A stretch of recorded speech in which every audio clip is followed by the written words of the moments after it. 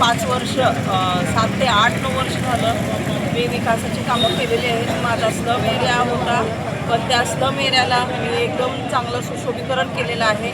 मालकांच्या निधीतून, आमदारकीच्या ह्याच्यातून माझ्या प्रभागाचा पूर्णपणे विकास मी आणि माझे मिस्टर अजितभाऊ गायकवाड यांच्या मार्फत झालेला आहे. आणि आत्ताच आम्ही भारतीय जनता पार्टीचा फॉर्म भरला आणि आज इंटरव्ह्यू मुलाखत केली आहे. त्या मुलाखतीवरून मी असं सांगू इच्छिते की माझ्या कामाचा आणि मी केलेल्या विकासाचा विचार करून पक्षश्रेष्ठींनी माझा विचार करावा आणि मला तिकीट द्यावं, ही पण मी मागणी इथं करते.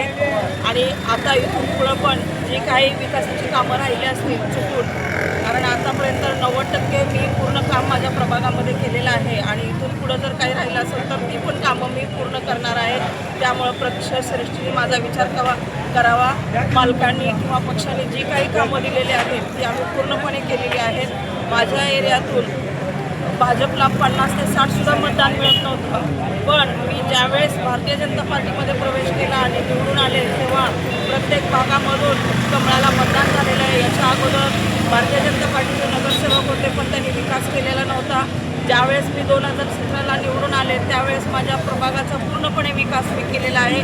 रस्ते, लाईट, ड्रेनेज आणि नळ प्रत्येकाच्या घरोघरी दिलेला आहे. त्यामुळं पक्षाने या गोष्टीचा विचार करावा आणि आपला पक्ष वाढवण्याचं कामही आम्ही दोघांनी केलेलं आहे. आमच्या प्रभागामध्ये आता प्रत्येक ठिकाणी कमळ आणि कमळ हेच फुलणार आहे, याची शाश्वती मी देते.